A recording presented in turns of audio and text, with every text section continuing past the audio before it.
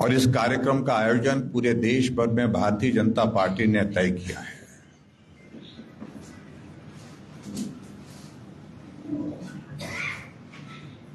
कि भारत रत्न डॉक्टर भीमराव अंबेडकर जी के बारे में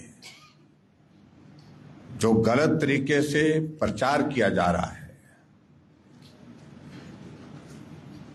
तथ्य से हट करके बातें की जा रही हैं,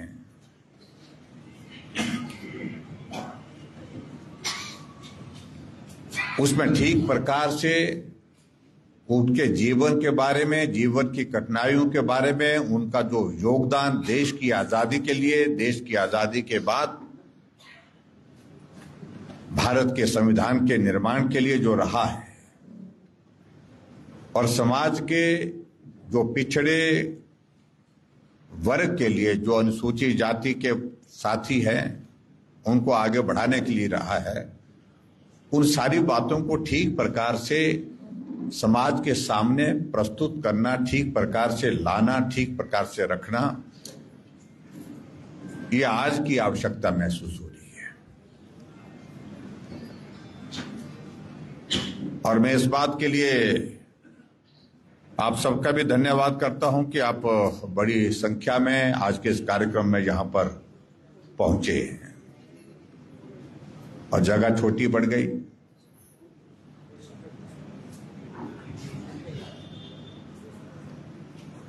और हमारे साथी कह रहे थे अगली बार इस जगह को थोड़ा और बड़ा करना है, अगली बार बड़ा करना है।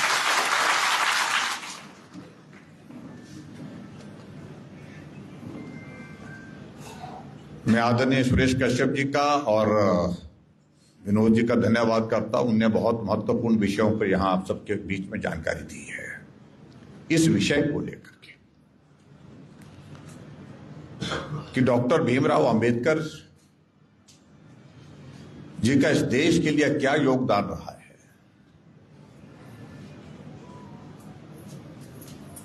इसलिए उन सारी चीजों को फिर से दोहराने का मैं समझता हूं कि उचित नहीं रहेगा बहुत ज्यादा। लेकिन मैं इस पे थोड़ा से 2-3 चीजों का जिक्र मैं जरूर करना चाहूंगा। मित्रों, एक वक्त जब देश आजाद नहीं था,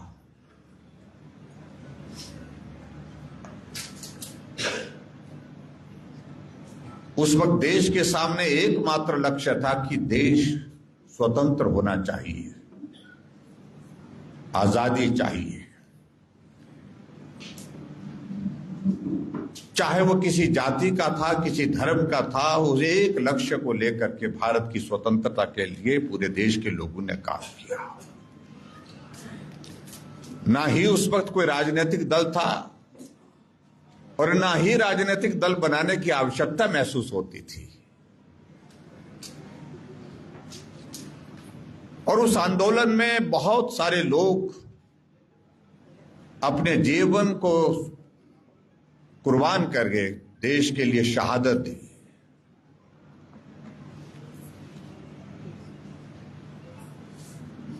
जब अंग्रेजों को इस बात को लगा कि अब भारत के अंदर स्वतंत्रता का आंदोलन बहुत जोर पकड़ चुका है, इस तरह से यहां पर बने रहना ये लंबे समय के लिए अब संभव नहीं है, ये देश छोड़ना पड़ेगा।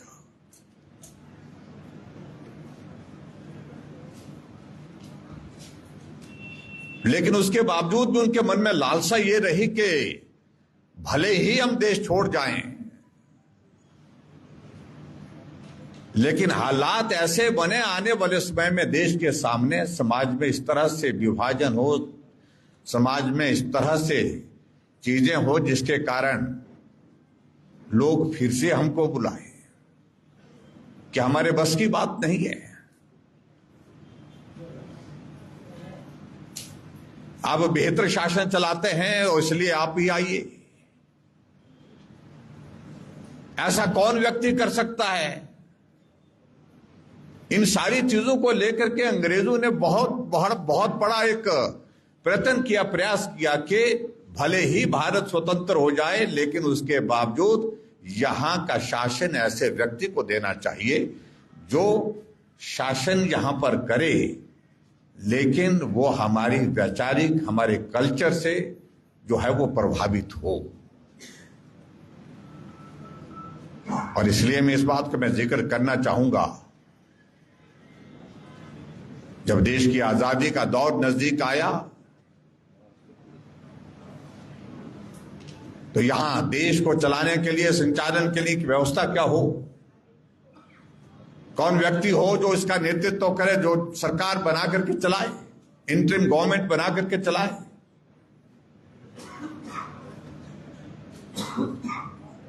जब इन सारी चीजों को लेकर के बात आगे बढ़ी तो एक फॉर्मूला तय किया गया, और उस फॉर्मूले को तय किया गया, ये तय किया गया कि उस वक्त 15 राज्य थे एक तरह के, जिनको रियासत का दर्जा के रूप में स्वीकार किया गया था। उन 15 राज्यों में जो कांग्रेस, सही मायने में कांग्रेस राजनीतिक दल नहीं था, कांग्रेस जो है वो स्वतंत्रता आंदोलन के लिए एक प्लेटफॉर्म था, एक मंच था, एक जो है माध्यम था। उन 15 राज्यों में जो कांग्रेस के जो अध्यक्ष हैं वो किसका पक्ष रखते हैं, इन सारी चीजों को लेकर के एक फॉर्मूला बनाया कि बातचीत करके कोई रास्ता इस प्रकार से निकाला जाए। तो 15 राज्यों के अध्यक्षों में जब 2 लोगों के बीच में इस देश को संभालने के लिए कौन व्यक्ति होगा, तो उसमें जब वोट डाले गए तो 14 वोट सरदार वल्लभ भाई पटेल जी को मिले, 1 वोट कांग्रेस का, एक वोट जो है वो नेहरू के पक्ष में था। ये इतिहास का हिस्सा है। लेकिन नेहरू जी हर हालत में चाहते थे कि मैं शासन करूं। नेहरू जी गांधी जी के पास गए कि बहुमत मेरे पक्ष में नहीं है, मैं जानता हूं, लेकिन उसके बावजूद भी मैं चाहता हूं कि बागडोर मेरे हाथ में आए। और ऐसी सूरत में गांधी जी के सामने सिर्फ एक ही बात को लेकर के उनको एक ही लग रहा था कि अब कोई कमी ऐसी नहीं छूटनी चाहिए जिससे हमारी स्वतंत्रता हाथ में आई हुई हाथ से निकल जाए। और अंग्रेजों ने भी इस बात के लिए दबाव डाला, क्योंकि कल्चर के हिसाब से, विचार के हिसाब से, विचारधारा के हिसाब से अंग्रेजों को लगता था कि नेहरू देश के प्रधानमंत्री बनेंगे तो ये एक तरह का शासन हमारा ही चलेगा, क्योंकि वो हमारे विचार से मिलते हैं, वो हमारे कल्चर से मिलते हैं। अगर सरदार वल्लभ भाई पटेल जी अगर देश के प्रधानमंत्री बना दिए जाते हैं तो हमारे अनुरूप चीजें इस देश के अंदर होना बंद हो जाएगी। और इसके बाद फिर आगे बढ़कर के जो चीज हुई कि आखिरकार गांधी जी के पास नेहरू जी गए, गांधी जी के पास उन्होंने कहा कि बहुमत इस तरह जा रहा है, लेकिन बनना तो मुझे है। आप जो है वो सरदार वल्लभ भाई पटेल जी को बुलाइए और उन्हें कहिए कि वो अपना नाम वापिस लें। और आखिरकार गांधी जी ने उसमें अपनी भूमिका निभाई कि देश बहुत मुश्किल के बाद, बहुत बड़े बलिदान के बाद जो है वो स्वतंत्र होने की दिशा में आगे बढ़ रहा है। और ऐसी सूरत में अब इस वक्त हमको आपस में मतभेद नहीं रखना चाहिए, लड़ाई नहीं रखनी चाहिए। इसलिए मेरा आपसे विनम्र आग्रह है कि आप अपना नॉमिनेशन वापस लें और नेहरू जी को देश का प्रधानमंत्री बनने के जो है आप सहयोग करें। और नेहरू जी ने जो प्रस्ताव रखा, गांधी जी ने वो प्रस्ताव जो है वो सरदार वल्लभ भाई पटेल जी के समक्ष रखा, तो सरदार वल्लभ भाई पटेल जी ने उसको स्वीकार किया। इसलिए स्वीकार किया क्योंकि गांधी जी के प्रति उनका सम्मान बहुत ज्यादा था। और आखिरकार नेहरू जी देश के प्रधानमंत्री बने। ये सच्चाई है, ये हकीकत है। इसके बारे में कम बोला जाता है, कब लोग जानकारी रखते हैं। जब देश आजाद हो गया तो स्वाभाविक रूप से पहले तो बड़ा सबसे कठिन काम था वो थी देश की आजादी, देश की स्वतंत्रता। उस पड़ाव को जो पार कर लिया, उसके बाद दूसरी हमारे सामने जो बड़ी बातें थी वो बातें थी कि देश स्वतंत्र हो करके चलेगा कैसे। देश का अपना संविधान होना है, ये बहुत आवश्यक है। कानून अंग्रेजों का बनाया हुआ कानून चलता था, लेकिन भारत का अपना संविधान जब बनेगा तो ही भारत का कानून चल पाएगा। तो इसलिए उसके पश्चात जो दो चीजें सबसे कठिन थी, सबसे जटिल थी, वो दो चीजें, एक तो ये थी कि भारत का संविधान का काम किसको सौंपा जाए। तो ये सौंपने के लिए नेहरू जी की मनस्थिति नहीं थी कि डॉक्टर भीमराव अंबेडकर जी को दिया जाए, जो 32 डिग्रियों के साथ जो है वो अध्ययन में निपुण थे, जिनके पास डॉक्टरेट की 3 डिग्रियां थी और जिनको जो है वो संविधान के बारे में बहुत ज्यादा जानकारी थी दुनिया भर की।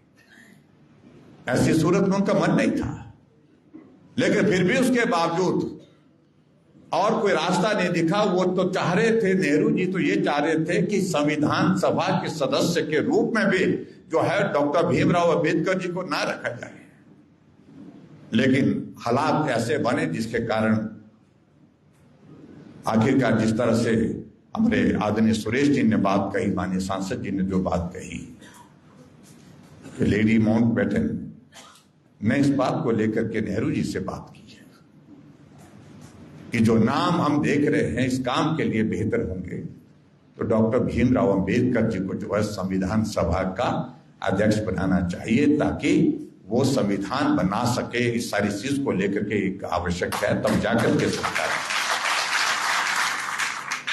तो मैं कह रहा हूं, देश की आजादी के बाद सबसे कठिन काम भारत का संविधान बनाना था, और ये कठिन काम किसी के जिम्मे लगाया जिनका जीवन संघर्ष के दौर में से गुजरा, जिनने समाज में कई उतार चढ़ाव देखे, कई बार समाज की कुरीतियों के कारण जलालत के दौर में से वो गुजरे। तो ये काम डॉक्टर भीमराव अंबेडकर जी को दिया। और उसके बाद आपने इस बात को भी देखा होगा, तो दूसरा जो सबसे कठिन काम था वो ये था कि जब भारत आजाद हुआ तो उस वक्त भारत में छोटी छोटी रियासतें, छोटी बड़ी रियासतों को मिलाकर के 562 रियासतें थी, 562 रियासतें थी। उन रियासतों को इकट्ठा करने का काम, भारत एकजुट हो, एक भारत का स्वरूप बने, उसके लिए काम किसको देना पड़ा? गृह मंत्री के नाते, पहले गृह मंत्री के नाते सरदार वल्लभ भाई पटेल जी को। दोनों जो है नेहरू जी के विचार के हिसाब से नहीं थे। चाहे डॉक्टर भीमराव अंबेडकर जी की बात कहें, चाहे हम सरदार वल्लभ भाई पटेल जी की बात कहें। तो आज के इस दौर में जहां हम आज के इस कार्यक्रम में यहां पर बैठे हैं भाई और बहनों, मुझे लगता है कि इस बात को समझने की आवश्यकता है, जो पार्टी देश की नहीं दुनिया की सबसे बड़ी पार्टी इस अभियान को लेकर के डॉक्टर भीमराव अंबेडकर जी के सम्मान अभियान को लेकर के क्यों कार्यक्रम बनाया? क्योंकि बहुत सारी बातें सच्चाई में जमीनी स्तर पर लोगों के बीच में नहीं पहुंच पाई हैं। ये जिम्मा हमारा है कि डॉक्टर भीमराव अंबेडकर जी जब तक जिंदा रहे तब तक जलील करते रहे कांग्रेस के नेता, और जब वो जिंदा नहीं भी रहे तो भी जलील करते रहे। ये जानकारी हमारे सभी देशवासियों को होनी चाहिए, इसलिए ये अभियान की आवश्यकता महसूस हुई। बहुत सारी बातों का जिक्र हो गया यहाँ पर, बातों में मैं समझो फिर से रिपीट करना उचित नहीं होगा। क्या ये सत्य नहीं है? 1952 में लोकसभा का चुनाव हराने के लिए नेहरू जी ने क्या किया? 74,333 वोट जो है उनके रिजेक्ट किए, जिसके कारण वो मात्र 11,000 वोट से चुनाव हार गए। 1954 में, जिसका जिक्र मुझसे पहले हमारे साथियों ने किया, उपचुनाव हुआ लोकसभा का, लेकिन डॉक्टर भीमराव अंबेडकर को हराने के लिए नेहरू जी देश के प्रधानमंत्री होकर के उनके खिलाफ प्रचार करने के लिए वहां पर पहुंचे। 2 सभाएं उनने उनको चुनाव में हराने के लिए वहां पर की। तो क्या डॉक्टर भीमराव अंबेडकर जी के प्रति जिस प्रकार से कांग्रेस के लोग आज कहते हैं संविधान खतरे में है, संविधान की किताब लेकर के चले हैं, अगर उनके प्रति सम्मान का भाव होता तो ये स्थिति नहीं होती। और वैचारिक मतभेद कहां से हुई? वैचारिक मतभेद होने की शुरुआत वहां से हुई जब नेहरू जी का जो रुझान उन्होंने देखा कि समाज के उस वर्ग के लिए नहीं जो पिछड़ा हुआ है, जो गरीब है, जो डाउन ट्रोडन है, अनुसूचित जाति का है, उसके प्रति कम हो रहा है, लेकिन मुस्लिम के लिए ज्यादा हो रहा है, मुसलमानों के लिए ज्यादा हो रहा है। इसलिए धारा 370 का विरोध किया डॉक्टर भीमराव अम्बेडकर। आवश्यकता नहीं।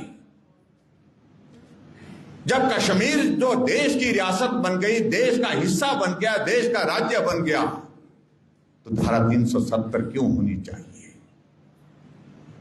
धारा 370 का अभिप्राय उस वक्त ये था एक तरह का जम्मू कश्मीर के लिए कि आपके जम्मू कश्मीर जाने के लिए जो एक तरह का परमिट होता था, वीजा होता था, जैसे दूसरे देशों में जाने के लिए, उस व्यवस्था को भी रखा गया था। डॉक्टर भीमराव अंबेडकर जी ने विरोध किया। जब देश का राज्य बन गया जम्मू कश्मीर तो इसकी आवश्यकता नहीं। लेकिन राजनीतिक दृष्टि से लगता था, कांग्रेस को लगता था, नेहरू जी को लगता था कि यह आवश्यक है और इसलिए उन्होंने रखा। और मैं बधाई देना चाहता हूं देश के यशस्वी प्रधानमंत्री नरेंद्र मोदी जी को, जिस बात के लिए डॉक्टर भीमराव अंबेडकर अपने जीते जी लड़ते रहे, आज वो दुनिया में नहीं है। उनकी आत्मा कहीं भी अगर सुन रही होगी तो उनको सुकून मिल रहा होगा कि जिस धारा 370 का मैंने जो है विरोध किया था, उस धारा 370 को समाप्त किया तो भारत के प्रधानमंत्री नरेंद्र मोदी जी ने किया, भारतीय जनता पार्टी के नेतृत्व।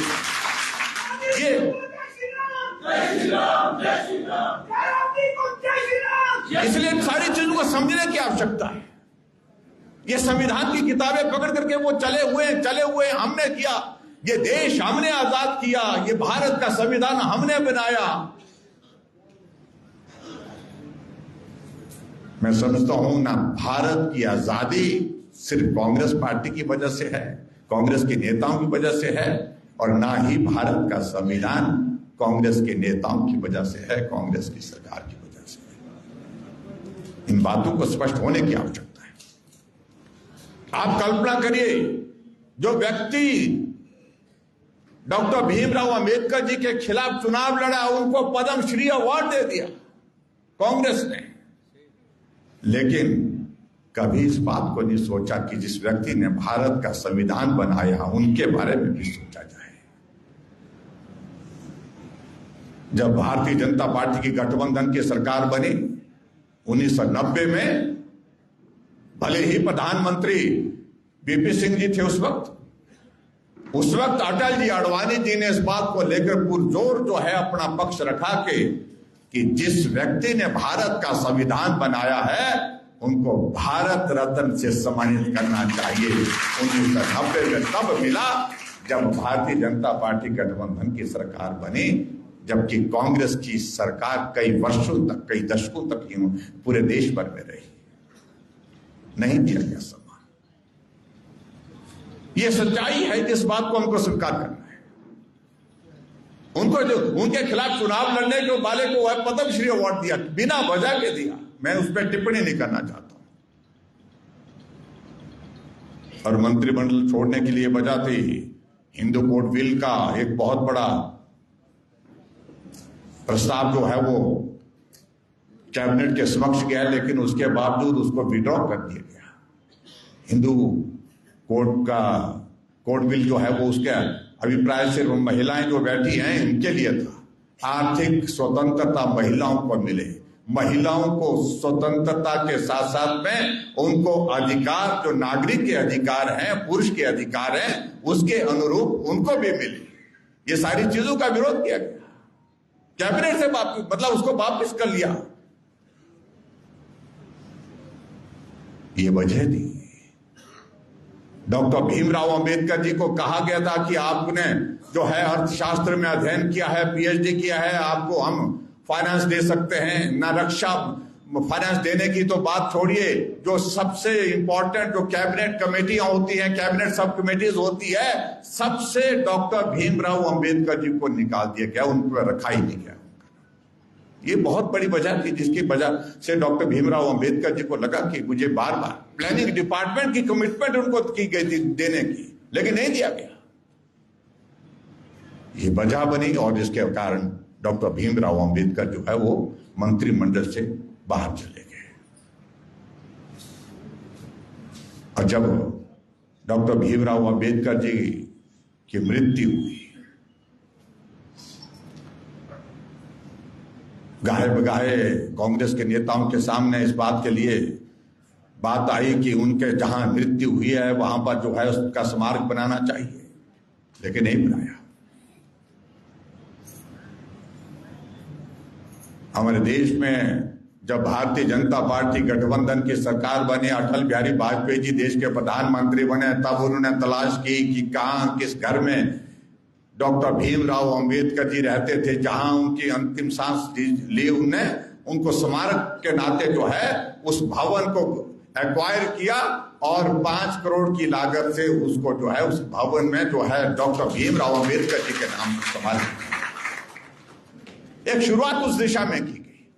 और उससे आगे बढ़कर के जब ये भी स्थिति बनी, जब नरेंद्र मोदी जी 2014 में बने प्रधानमंत्री, तो उस वक्त हमारे केंद्रीय मंत्री जो आजकल कर्नाटक के गवर्नर हैं थावरचंद गहलोत जी, एक प्रस्ताव लेकर के मोदी जी के पास गए कि डॉक्टर भीमराव अंबेडकर जी का स्मारक जो है वो बना तो है लेकिन छोटा है, हम उसको थोड़ा और बड़ा भव्य बनाना चाहते हैं।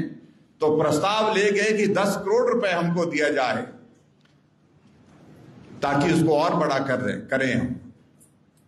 और प्रधानमंत्री नरेंद्र मोदी जी ने कहा कि देश के संविधान निर्माता डॉक्टर भीमराव अंबेडकर जी के लिए मात्र 10 करोड़ का विषय नहीं, मैं 100 करोड़ देता हूं।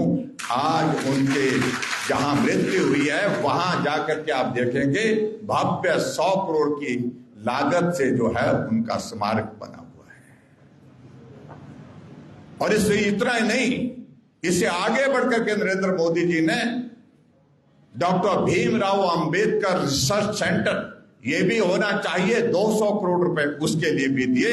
ये तब दिए जब भारतीय जनता पार्टी की सरकार थी, कांग्रेस की सरकार सत्ता में रही, लेकिन कभी भी इन सारी चीजों को लेकर के उन्होंने विचार नहीं किया। पंचतीर्थ का जिक्र मुझसे पहले हमारे साथियों ने किया, जहां 5 जगह जहां उनका जन्म हुआ, जहां उनकी पढ़ाई हुई, पढ़ाई के बाद उनके साथ साथ में उन मृत्यु तक के पड़ाव जो है, जहां 5 स्थानों पर उनको भारतीय जनता पार्टी की सरकार ने, गठबंधन की सरकार ने जो है उनको एक अलग से स्मारक के रूप में, उनको पहचान के रूप में जो है वहां पर स्थापित पंचतीर्थ के नाम से किया गया। ऐसे बहुत सारे विषयों को लेकर के हम बात कर सकते हैं। और सबसे बड़ी बात, अभी जब 2024 का लोकसभा का चुनाव हुआ तो आप लोगों ने इस बात को देखा होगा कि बहुत बड़ा प्रचार किया। और प्रचार इस प्रकार से कांग्रेस के नेताओं ने किया, जब भारतीय जनता पार्टी ने कहा कि अब की बार 400 पार। अरे सब राजनीतिक दल अपना जीत का लक्ष्य निर्धारित करते हैं, उसमें क्या बुरा किया? 300 से ज्यादा सीटों से हम पिछली बार जीते, अब की बार पार्टी ने तय किया कि हमको 400 पार का नारा देना चाहिए।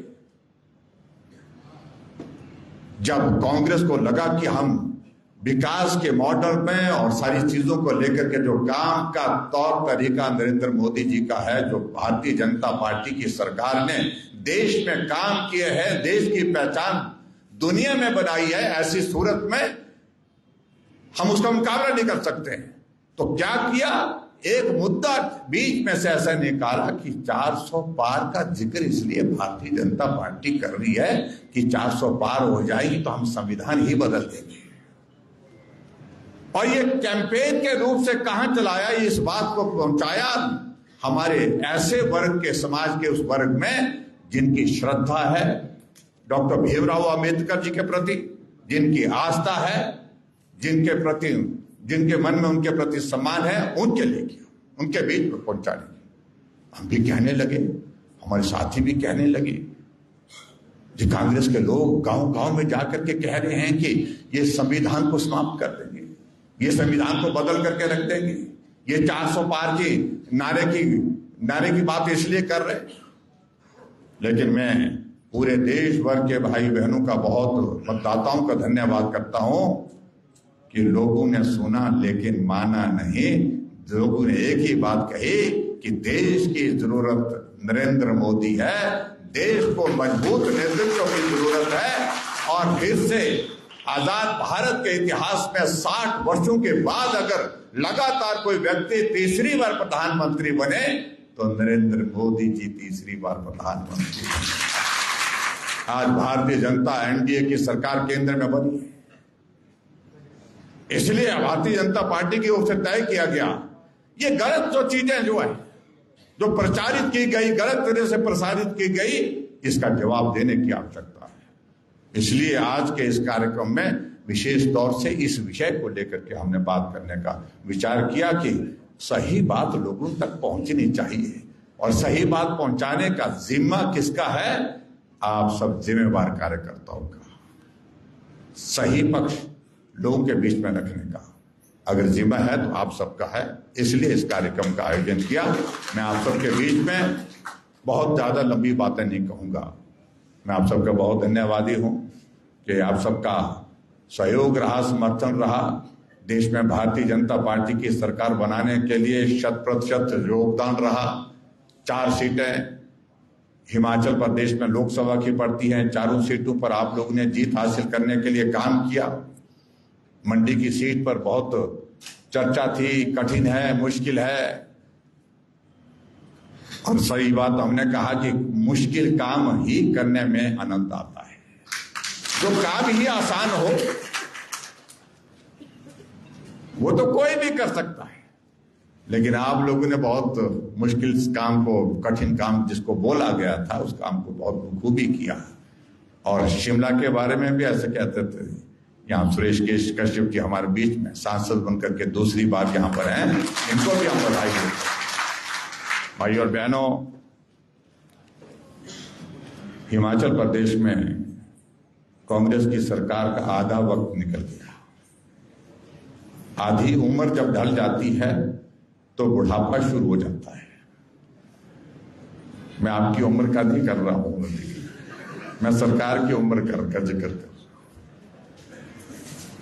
2.5 साल बीत गए, अब उतराई का दौर है, और जो हालात हिमाचल प्रदेश में कांग्रेस की सरकार के हैं, उन सारी बातों को मुझे लगता कहने की आवश्यकता नहीं है। अब तो बोल रहे हैं, मंडी वाले ने तो पहले भी बोल दिया था, ठीक ही बोला था कि बाद में पछताएंगे भाई, इसलिए कमी मत छोड़िए। लेकिन कई जगह कमी छूट गई, जो छूट गई उसके कारण आज पूरा प्रदेश जो है एक कोने से दूसरे कोने तक याद कर रहा है भारतीय जनता पार्टी की उस सरकार का, जब काम हुआ करते थे, विकास हुआ करते थे।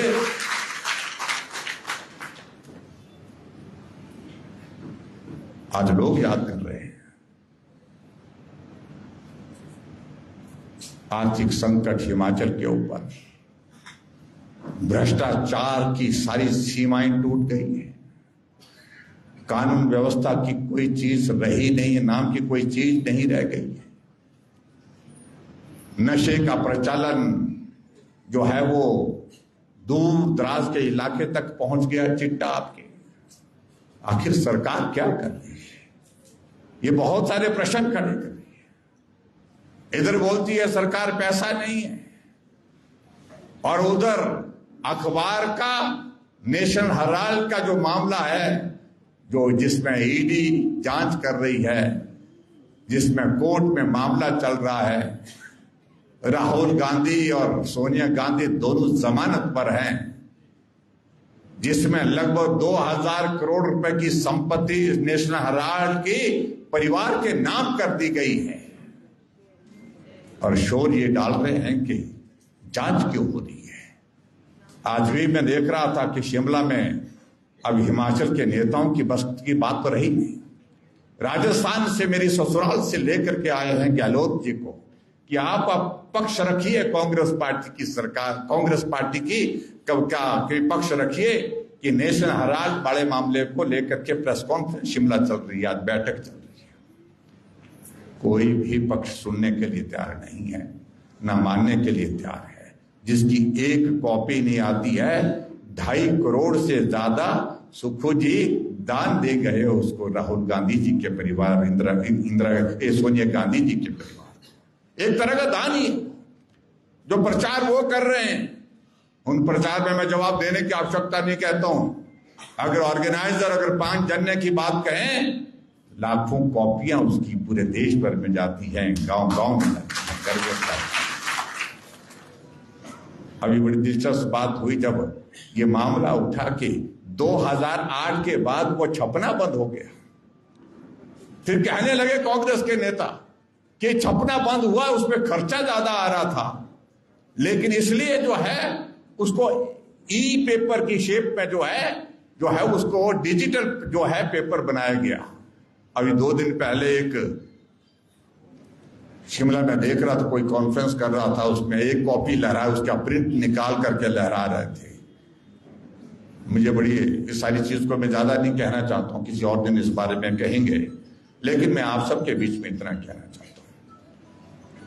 आज हालात ये हो गए कि गरीब आदमी का इलाज के लिए एक माता, जिसे हमारा मिलना हुआ चंबा के उस हॉस्पिटल में, जिसने अपने जेवर जो है वो दुकान में गिरवी रख करके जो अपने इलाज के लिए वो अपने जेवर दे दिए।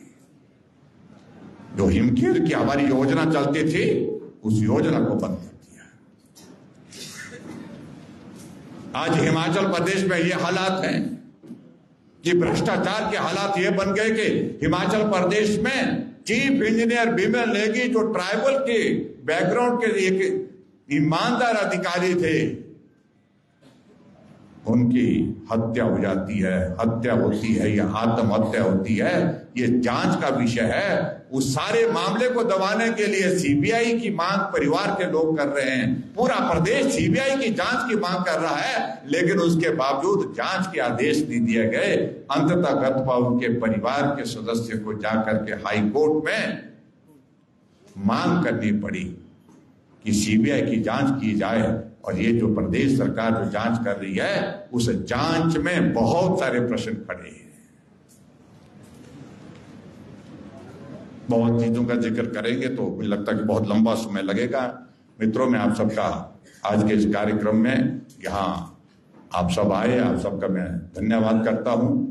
और विशेष तौर से आदरणीय संगठन महामंत्री श्री सिद्धार्थन जी आज के इस कार्यक्रम में यहाँ पर हमारे बीच में हैं। हमने कहा था कि आपका मार्गदर्शन हम तो रोजाना बोलते रहते हैं, आप भी बोलिए। मैं कहा कि नहीं, आज आप ही बोलिए। इसके बाद बैठक है, उस बैठक में रहेंगे। तो मैं आपका भी हृदय से अब धन्यवाद करता हूं और सभी कार्यकर्ताओं से, सभी साथियों से इस बात के लिए निवेदन करता हूं, जो पॉइंट्स आज आपके बीच में यहाँ पर डॉक्टर भीमराव अंबेडकर के इस कार्यक्रम के लिए सम्मान अभियान के अंतर्गत इस विषय पर रखे गए हैं हमारे पार्टी की ओर से, नेताओं की ओर से, उन सारी चीजों को लेकर के समाज के बीच में जाकर के बात कहनी होगी। और जो कांग्रेस का जो झूठा प्रचार है उसको एक्सपोज करना होगा। ये आज की आवश्यकता है। आप सब आए, आप सबका आज के इस कार्यक्रम के लिए बहुत बहुत धन्यवाद। मैं आप सबका ज्यादा समय न लेता, यही अपनी बात को समाप्त करता हूँ। नमस्कार। हमसे जुड़े रहने के लिए हमारे YouTube चैनल को सब्सक्राइब करें और नई वीडियो की नोटिफिकेशन के लिए बेल आइकॉन को दबाएं। अगर आप ये वीडियो Facebook पर देख रहे हैं तो लाइक जरूर करें और ज्यादा से ज्यादा शेयर करें। इसी तरह के और भी अपडेट्स के लिए फॉलो करें हमारा Instagram पेज himachal.ke।